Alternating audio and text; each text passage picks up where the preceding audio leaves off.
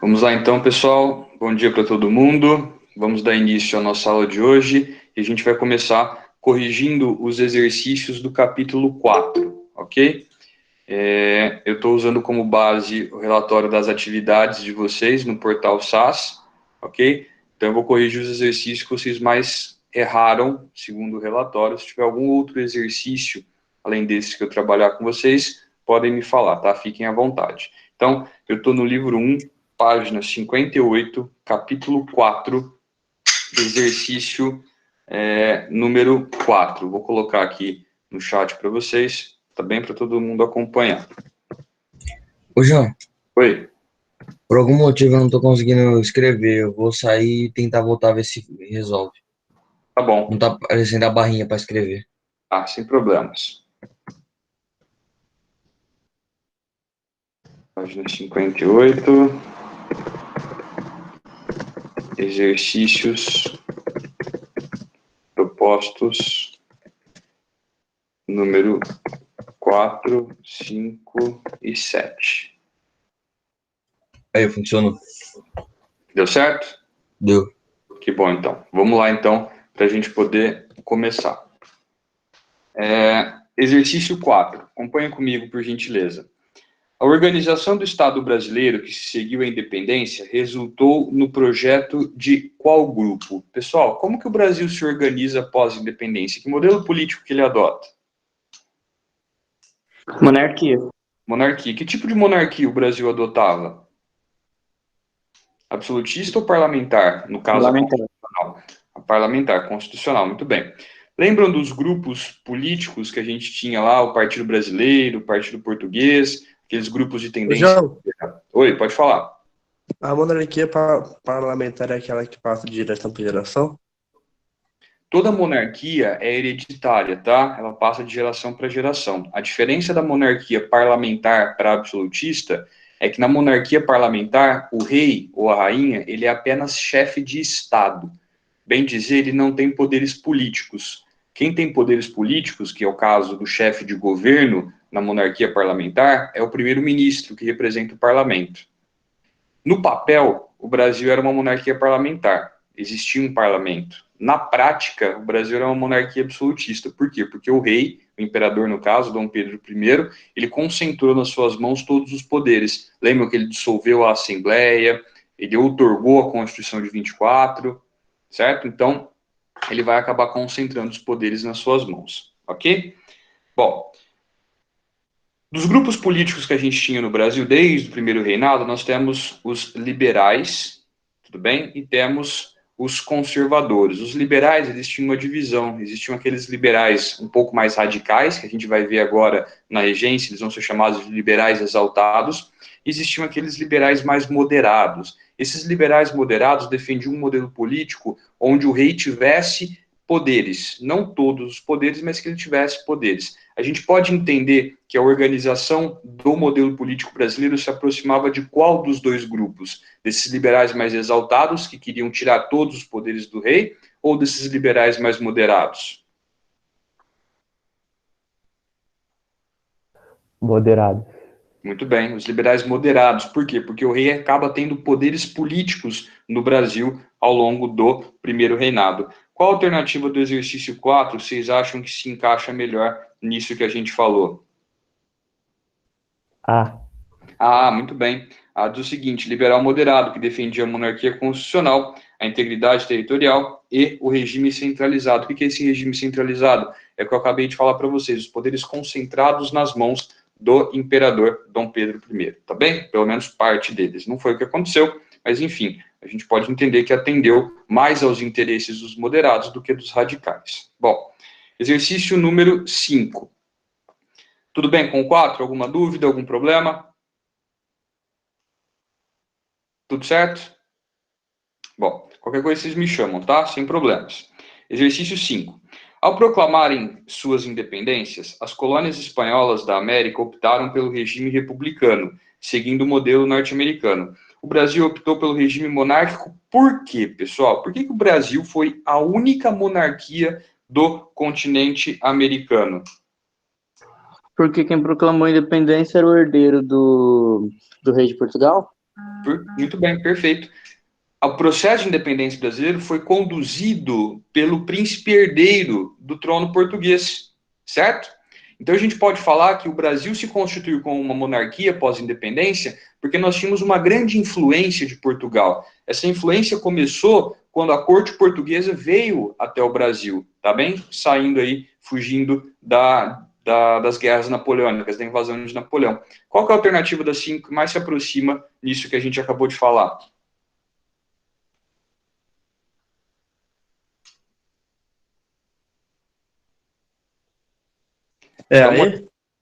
E aí diz o seguinte, ó, em oposição ao regime republicano português implantado pelas cortes. Aí está dizendo que as cortes portuguesas proclamaram a república em Portugal. Foi isso que aconteceu? Não, eu acho que é assim. Tudo bem. As cortes portuguesas, elas transformaram Portugal em uma monarquia constitucional, né? Tiraram os poderes de Dom João VI, mas ele continuava rei. Então Portugal passa a ser uma monarquia parlamentar. Muito bem, a correta é a C. A C diz o seguinte, ó, como consequência do processo político desencadeado pela instalação da corte portuguesa na colônia.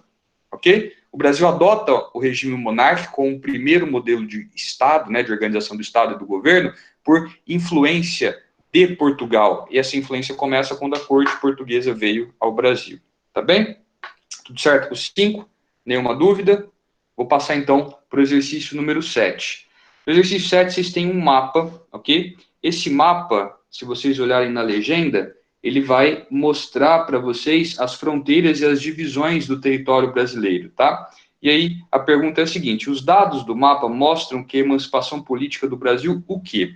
Galera, olha aí no mapa do Brasil. O Brasil, ele se fragmentou pós-independência?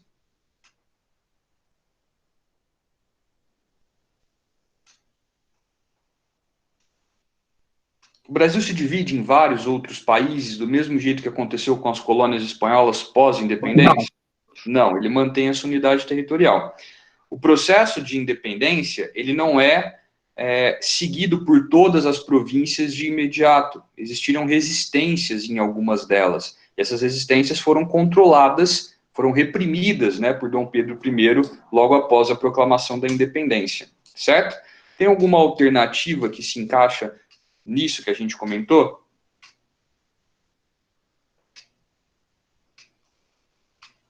Dá uma olhadinha aí nas opções que a questão traz para vocês.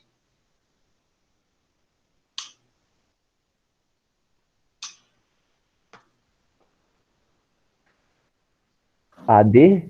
Muito bem, a D de dado é a correta. A D fala o seguinte, o processo de independência do Brasil foi um processo complexo, e foi, tá, pessoal? Não é só Dom Pedro ter gritado independência ou morte e pronto, né?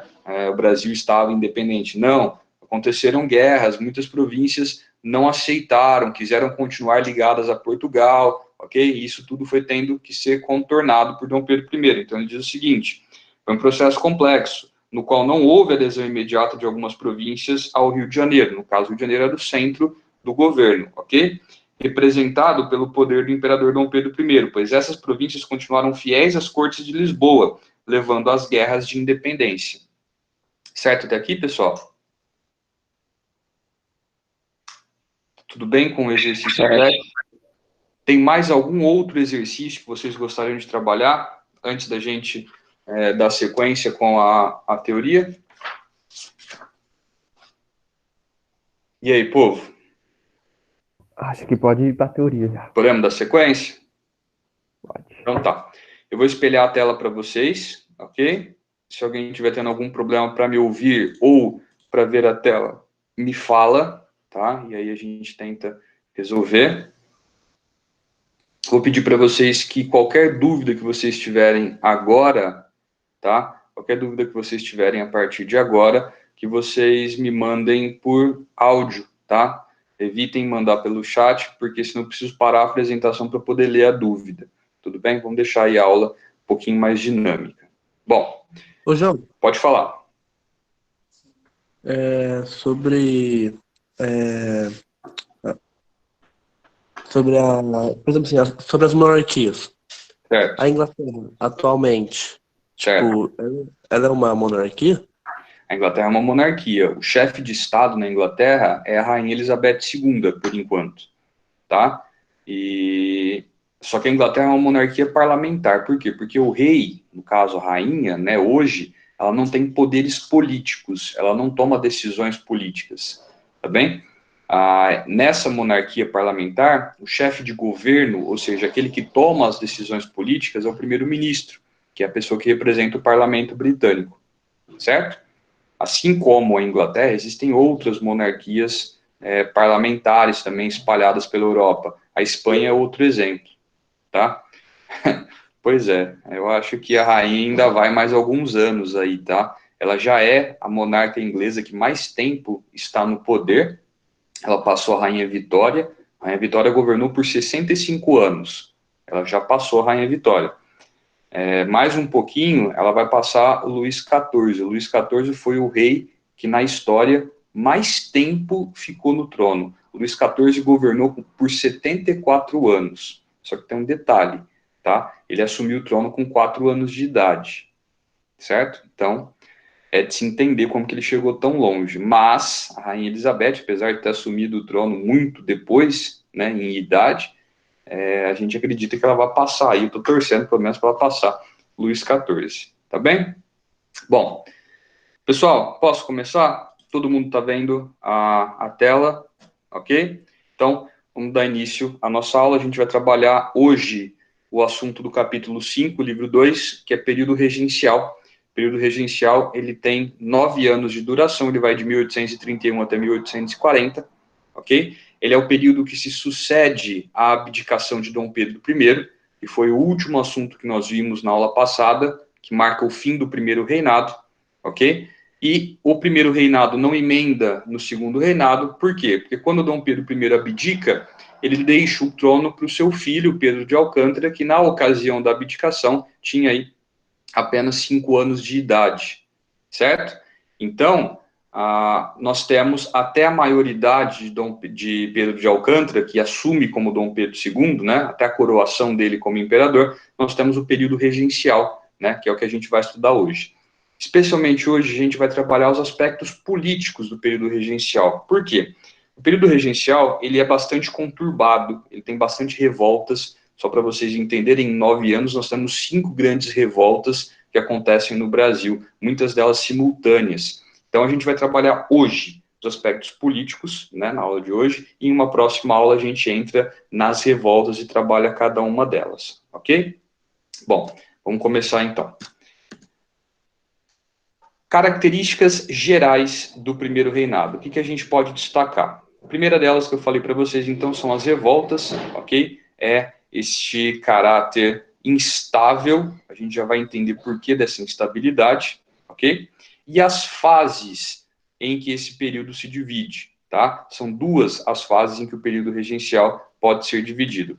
A primeira fase ela é chamada de liberal. Por que ela é chamada de liberal? Porque durante esta fase prevalecia o desejo de descentralização do poder central, tá bem? De que jeito que esse poder central seria descentralizado? Através do aumento da autonomia política das províncias. Só para deixar claro uma coisa aqui, hoje, no nosso modelo, República Federativa, o território é dividido em estados.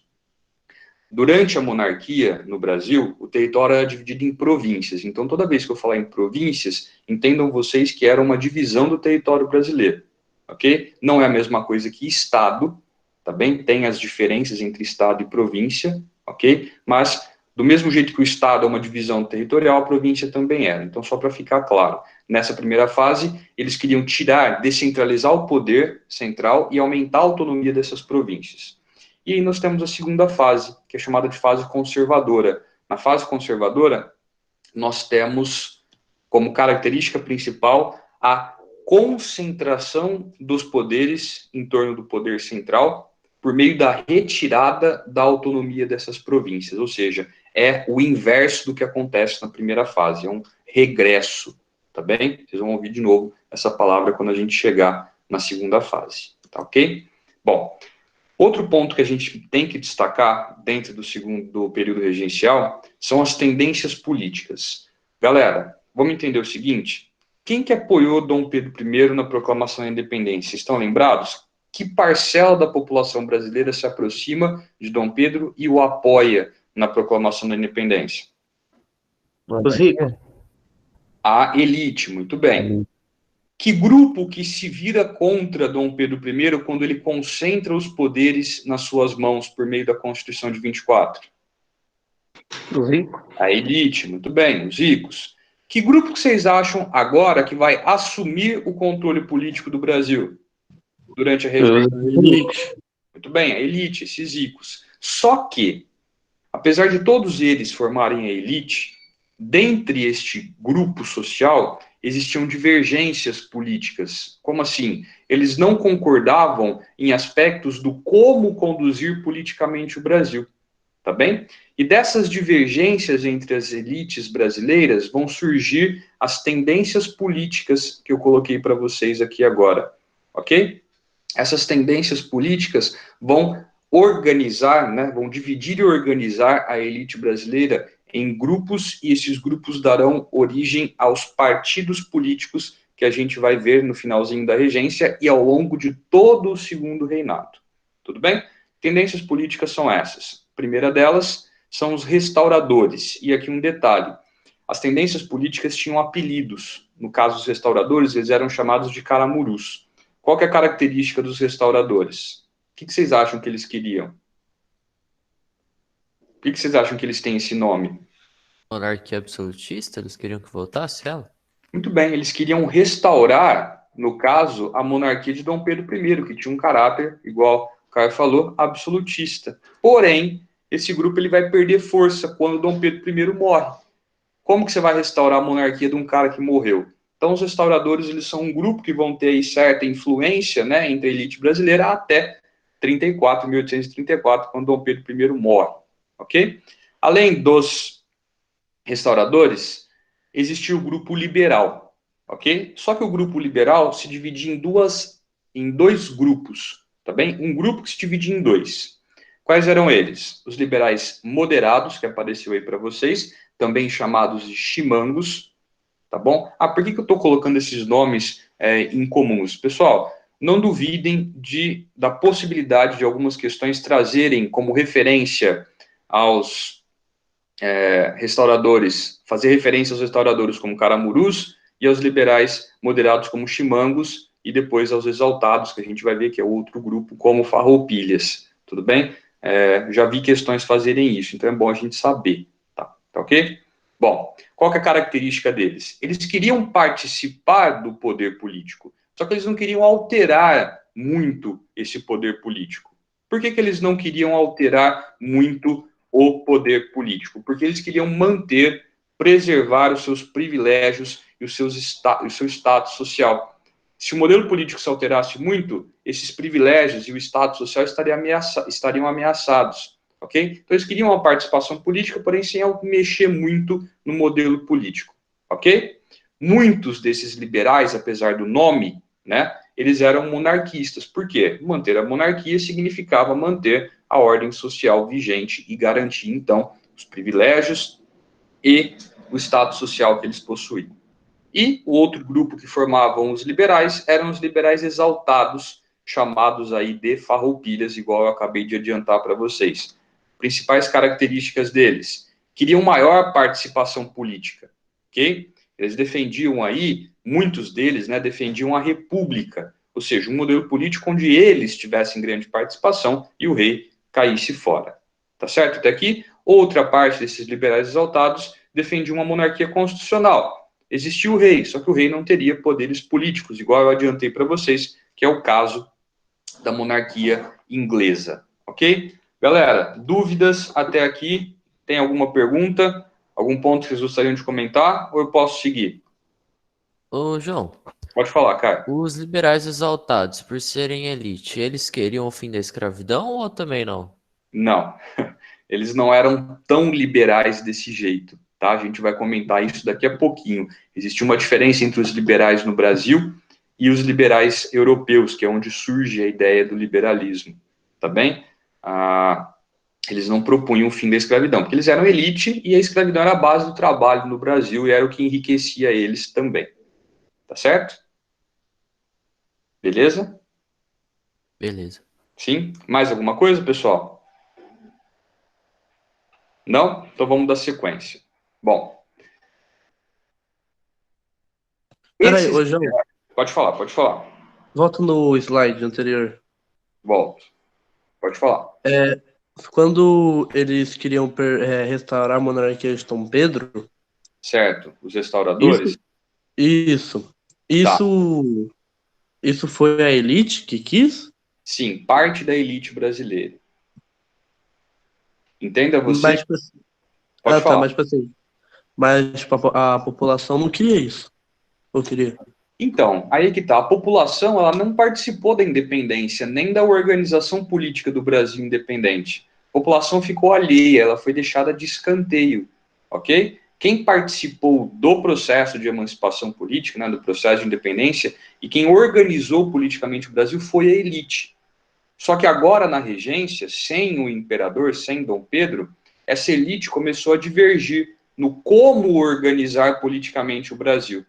Então, tem aqueles que defendiam que Dom Pedro devesse voltar, tem aqueles que defendiam uma organização do Brasil mantendo a monarquia e dividindo poderes entre o rei e o parlamento, que são os liberais moderados, e existiam aqueles que defendiam o fim da monarquia ou uma monarquia onde o rei não tivesse poderes, que eram os liberais exaltados. Todos esses eram membros da elite. Fechou? Fechou, valeu. Nada, que isso. Vamos lá. Aqui uma observação para vocês, tá? Todos os liberais, o grupo, perdão, que a gente chama de liberais, eles defendiam, né, a maioria deles, uma autonomia política do parlamento, tá bem? Ou seja, eles eram contrários à centralização dos poderes nas mãos do imperador, tá bem? Então isso é uma característica geral dos liberais. Aí, no como isso vai ser feito, né, eles se dividiam, eles divergiam, e surgiram então os moderados, os exaltados, tá bem?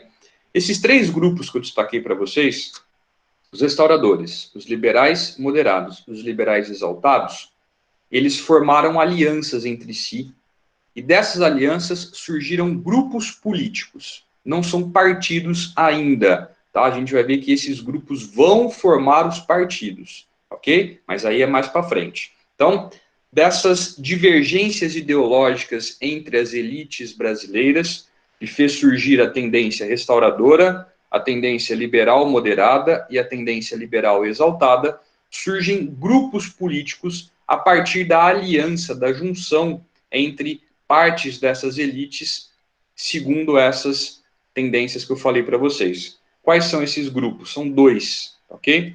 O primeiro deles é o grupo regressista, ou apenas regressistas, tá bem? Quem formava este grupo? Os restauradores, mais os monarquistas dentro dos liberais moderados. Eles monarquistas que não queriam uma mudança muito drástica na ordem social vigente. E além dos regressistas, existiam os progressistas, tá? O grupo progressista ou apenas progressistas. Quem formava este grupo? A outra ala dos liberais moderados, ou seja, aqueles que não eram monarquistas, mais os liberais exaltados. Tá bem? Então, de três tendências políticas que dividiam a elite brasileira, nós temos a formação de dois grupos políticos, regressistas e progressistas. Fala para mim se vocês entenderam isso.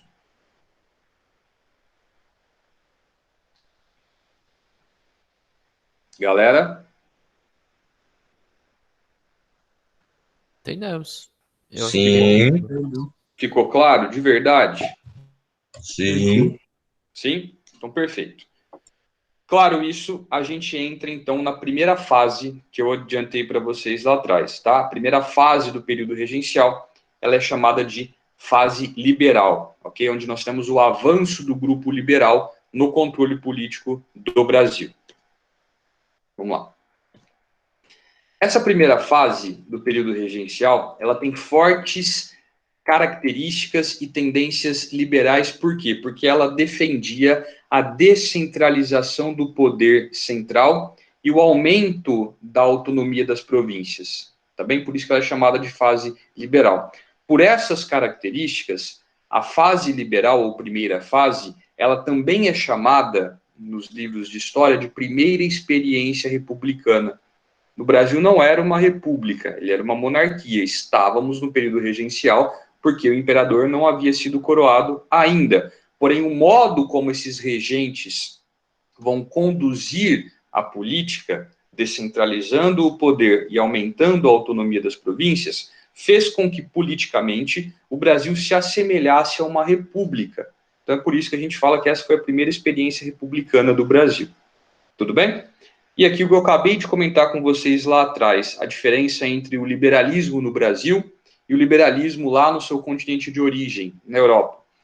Quem que eram os liberais europeus? Os liberais europeus eram a burguesia, ok? Aquela parcela da população que havia enriquecido graças ao capitalismo e defendia um modelo político onde prevalecesse uma sociedade de direitos, onde existisse uma constituição.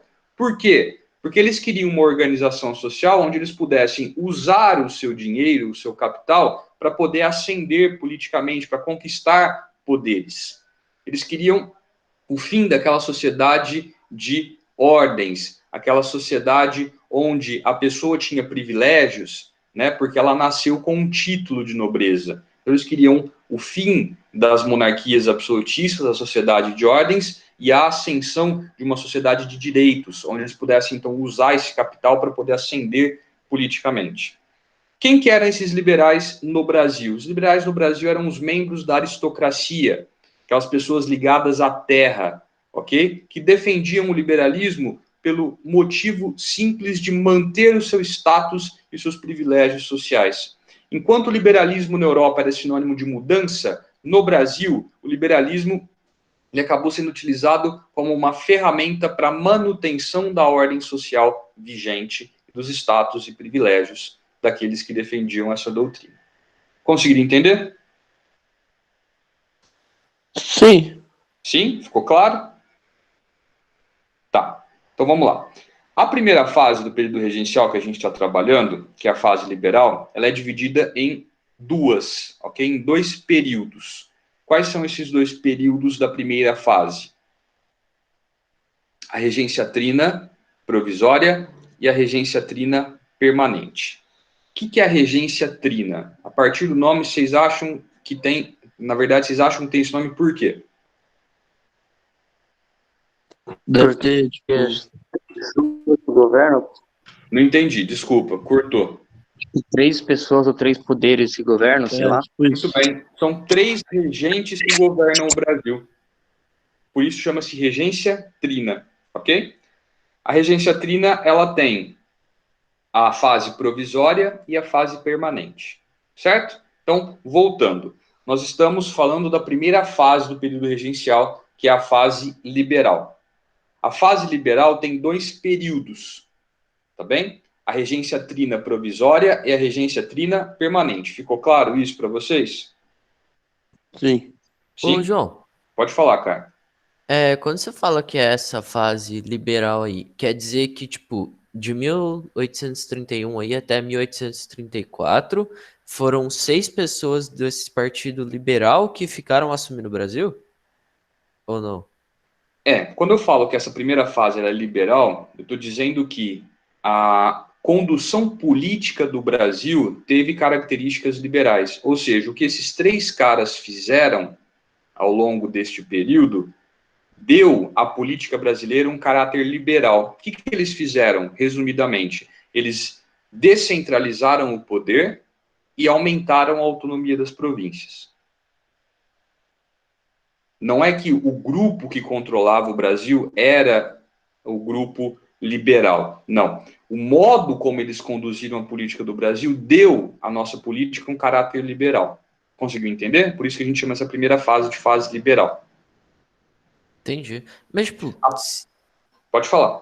se esses caras, eles conduziram de um jeito liberal, meio que eles já, as pessoas sabiam que ele tinha essa ideia. E aí, tipo, como sim. que eles foram pro poder? Tipo, quem que escolheu isso?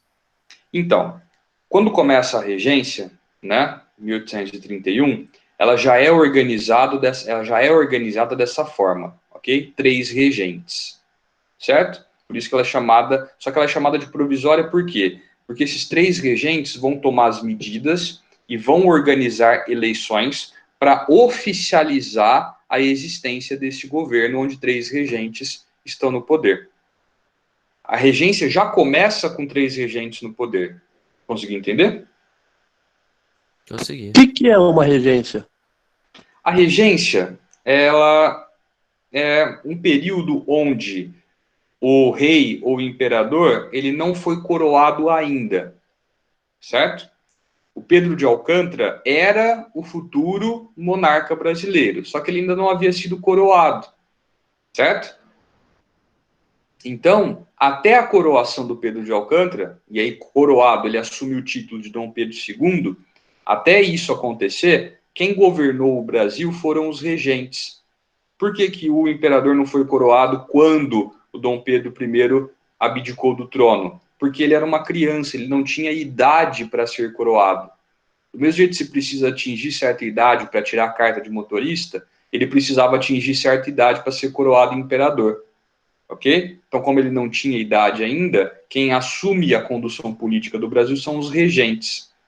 A regência tem um caráter temporário, tá? Ela não é para sempre. A regência é um intervalo, ela marca a transição de às vezes, né, marca a transição de um monarca para o outro, quando esse outro ainda não tem idade para assumir. Conseguiram entender?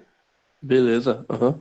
Beleza? Muito bem. Então, a gente vai tratar agora da regência trina provisória. A regência trina provisória foi bem curta, tá? Ela dura 2 meses, ok? Só que nesses 2 meses, os 3 regentes que estavam no poder, eles tomaram as decisões de caráter liberal, o que permite a gente chamar essa primeira fase de fase liberal. Quais decisões foram essas? Essas que eu adiantei para vocês, tá? A descentralização do poder e o aumento da autonomia das províncias. De que modo que eles vão tomar essas decisões? Em que isso impactou a política brasileira? Primeiro ponto eles vão afastar os portugueses do exército brasileiro. Agora, na regência, que essa elite assumiu o controle político do Brasil, vocês vão perceber que começa a aparecer essa brasilidade. O Brasil começa a se afirmar como nação e começa a afastar qualquer influência ou resquício dos portugueses aqui no nosso país. Essa foi uma dessas medidas, tudo bem? Por que essa medida é uma medida liberal? Porque afastar os portugueses significa afastar todo aquele passado que é marcado pela presença do Dom Pedro I. Esse Dom Pedro I que governou de modo absolutista o Brasil, apesar da Constituição. Tá certo? O que mais que eles vão fazer? Eles vão suspender o poder moderador. O que era o poder moderador? Vocês estão lembrados?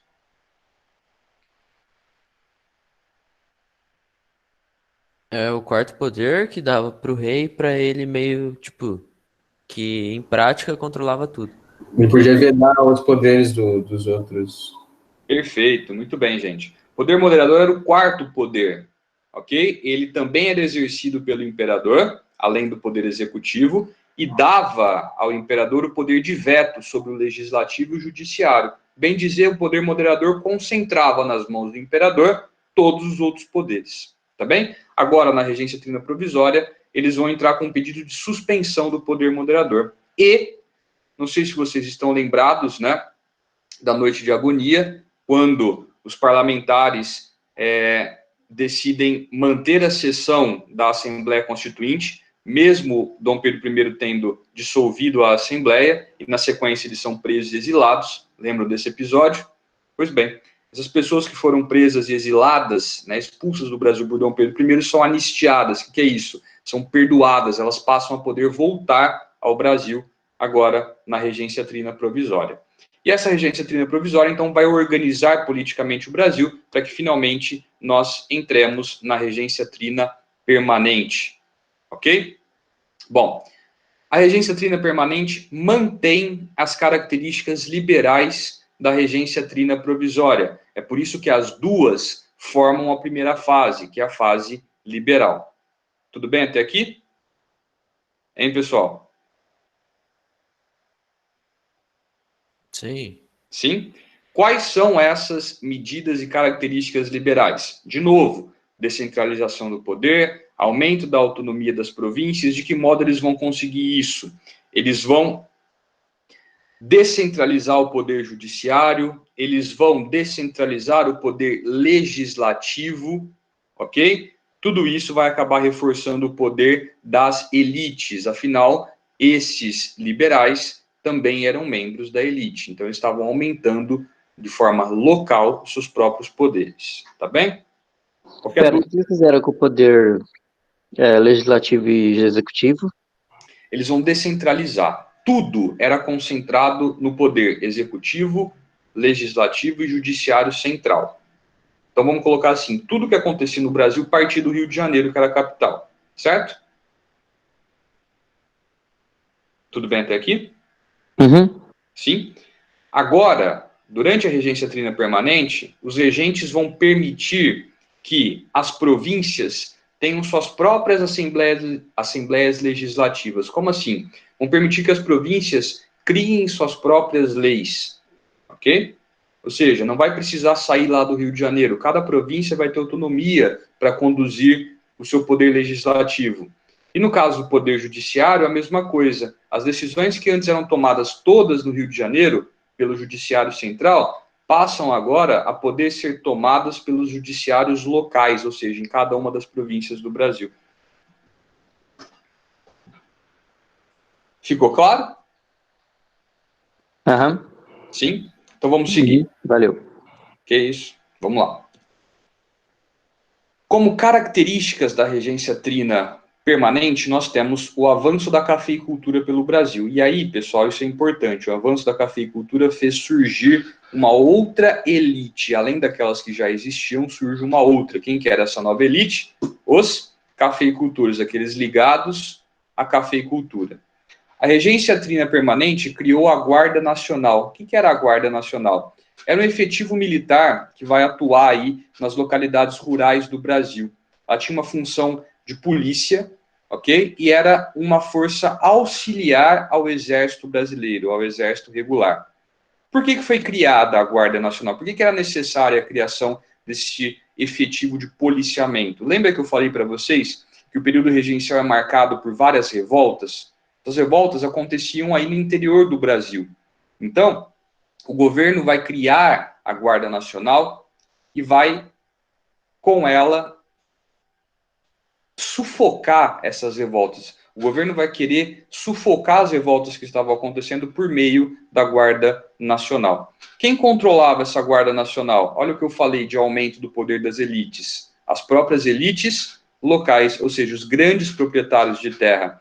É nesse contexto que surge a figura do coronel. Todo mundo aqui já ouviu falar, né? Nossa cidade mesmo já teve vários no comando político, ok? Monte Azul também, tá bem? Então, quem que era o coronel? O coronel era esse membro da elite que, a partir da criação da Guarda Nacional, passa a controlar, né, a administrar esse efetivo militar. Tudo bem até aqui? Conseguiram entender? Uhum. Sim? Muito bem. As pessoas podiam se alistar na Guarda Nacional, certo? Só que para você fazer parte da Guarda Nacional era necessário que você tivesse certo rendimento. Então o alistamento na Guarda Nacional era censitário. O que isso fez, ou ao que isso daqui levou? Os ricos, aqueles que tinham dinheiro e queriam ingressar no serviço militar, alistavam-se na Guarda Nacional.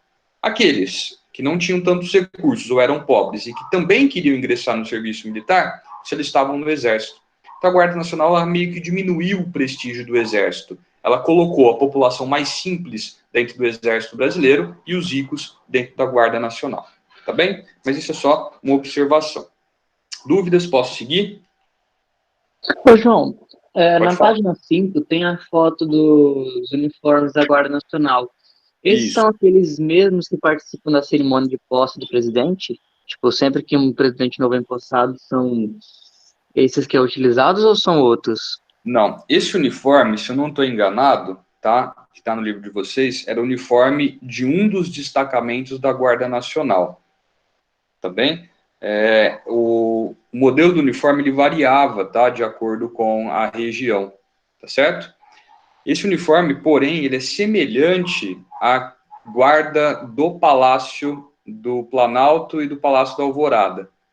Se um dia vocês forem para Brasília e tiverem a oportunidade de passarem por esses locais, vocês vão ver que na porta de entrada ficam 2 guardas, ok? E eles ficam vestidos com o que a gente chama de traje cerimonial. Traje cerimonial é como se fosse um enfeite, vamos colocar assim, igual aqueles caras que fazem a guarda do Vaticano, né, a guarda suíça.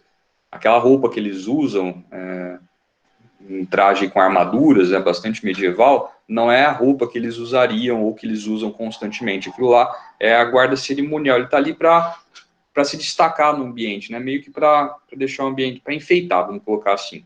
Então você tem pessoas que ficam, militares, né, que ficam vestidos dessa forma, fazendo a guarda do Palácio do Planalto e do Palácio da Alvorada, né, que é a residência do presidente da República.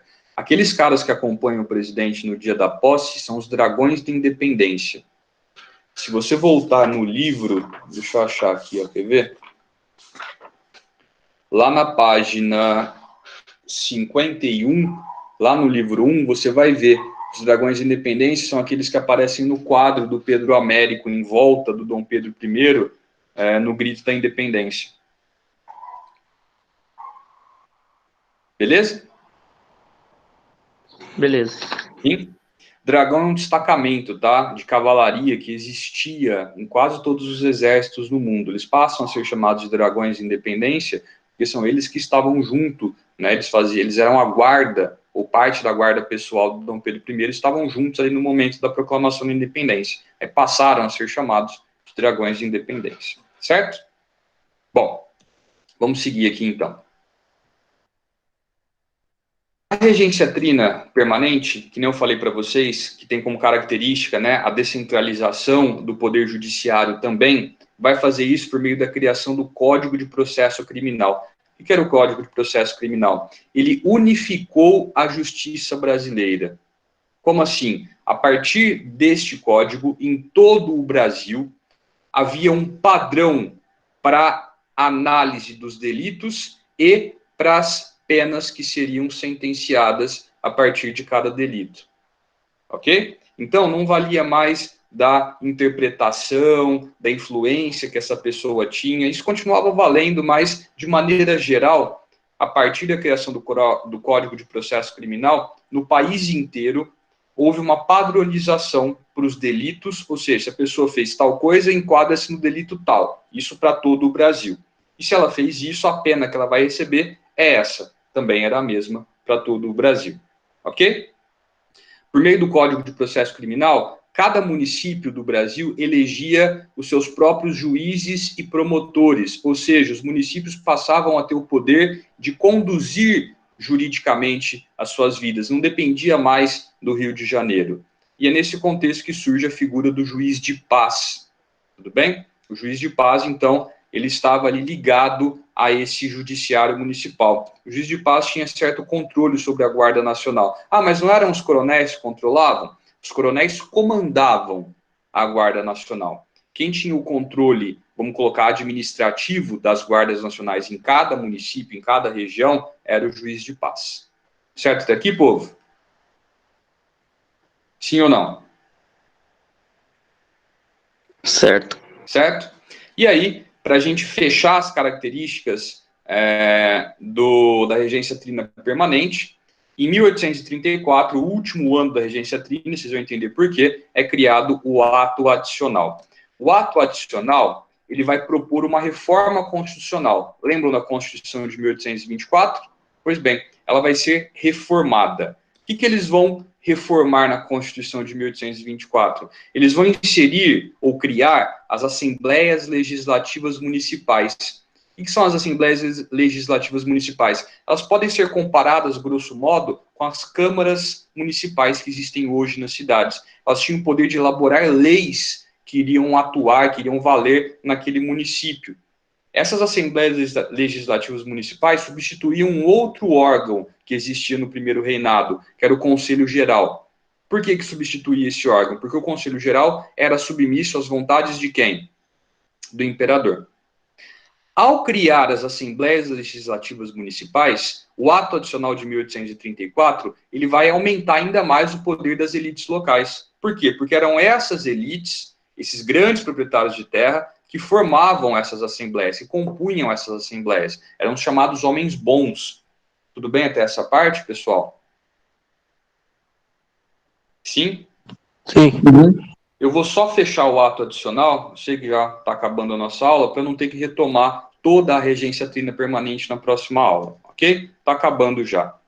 Bom, a regência trina, falei para vocês, né, que o ato adicional, ele acontece no final da regência trina, por quê? Porque o ato adicional, ele estabelece a criação da regência una. Se a regência trina é quando eu tenho 3 regentes no poder, na regência una eu tenho quantos? Um só.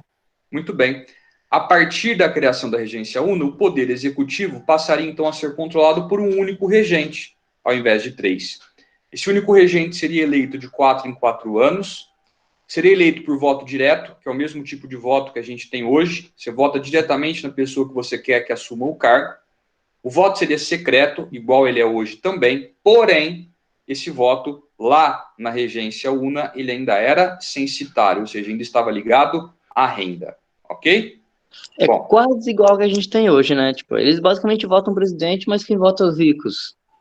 isso, quem controla, né, a decisão dos mais pobres são as elites ainda hoje, né? Enfim, o Brasil, ele só troca a roupa, mas a cara continua a mesma, né? Bom, vamos lá.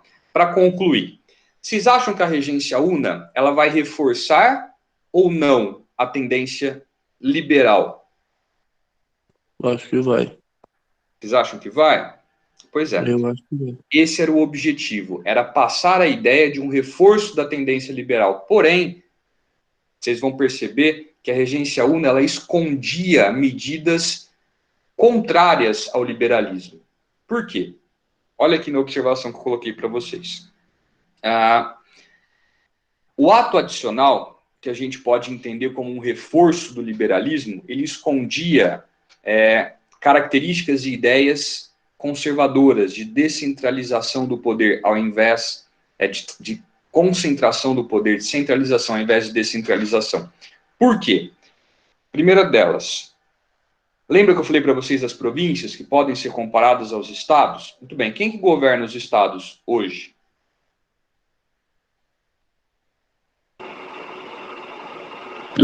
Quem controla os estados? Quem governa O os governo estados? estadual.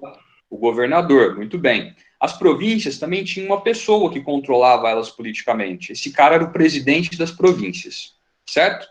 Esse ato adicional que eu falei para vocês, ele trazia dentro dos seus pontos um deles que dizia que quem nomearia o presidente das províncias era o governo central. Ou seja, nesse momento o regente, e quando o imperador assumisse o trono, era o imperador que iria nomear cada um dos presidentes das províncias. Tá bem? Além dessa medida, a gente tem a característica, né, que dá nome ao período. Eu tinha 3 regentes, agora eu tenho um só. Vocês acham que essa medida descentraliza ou concentra os poderes? Concentra. Concentra, muito bem. É por isso que o ato adicional, ele passa a ideia de ser um ato que vai coroar a característica do período, que é a característica liberal. Porém, ele esconde tendências centralizadoras e conservadoras. Tanto é que é o ato adicional que vai dar origem à regência una, ok? E a regência una faz com que a regência, né, o período regencial, entre na sua segunda fase. Qual que é a segunda fase? A fase conservadora. Tudo bem? Pessoal, fala para mim se vocês entenderam. Aham. Fala para mim se ficou alguma dúvida. Por enquanto, não. Por enquanto, não? Tipo assim, não, tipo, retoma o que você falou por último aí, que eles queriam... Vamos lá, é o seguinte. O ato adicional de 1834, ele transmitia a ideia de que ele seria aí, em termos de lei, aquilo que iria oficializar toda essa característica liberal da primeira fase. Ou seja, os regentes foram tomando medidas, essas medidas foram concentradas, então, no ato adicional, que iria tornar oficial o caráter liberal da regência brasileira. Pois bem, esse ato adicional, que tentava passar a ideia né, de liberalismo, ele escondia medidas conservadoras. Quais? Essas duas que eu coloquei na observação. A primeira, de que o regente, ele nomearia o presidente das províncias, e a segunda é a concentração da regência em uma única pessoa, uma única figura. Tá bem? Por isso, regência una. Certo? É Tá, por isso beleza. que a gente fala que o início da regência una é o início da segunda fase do período regencial, ou seja, a fase conservadora. Mas eu vou deixar para explicar isso para vocês na próxima aula, ok? A gente encerra por aqui hoje, tá? A gente fez toda a primeira parte, que é a regência trina, e depois mais 2 slides, basicamente, e a gente conclui este assunto nas aulas da semana que vem. Tudo bem? Dúvidas, perguntas, galera? Mais alguma coisa que vocês não entenderam?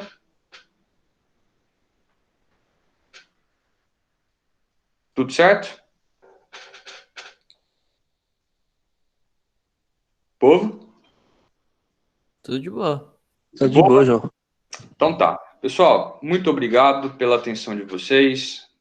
Obrigado pela paciência, pela companhia, pela parceria. Bom feriado para vocês, bom final de semana, e a gente volta a se falar na semana que vem, ok? Grande abraço para todo mundo. Valeu, João.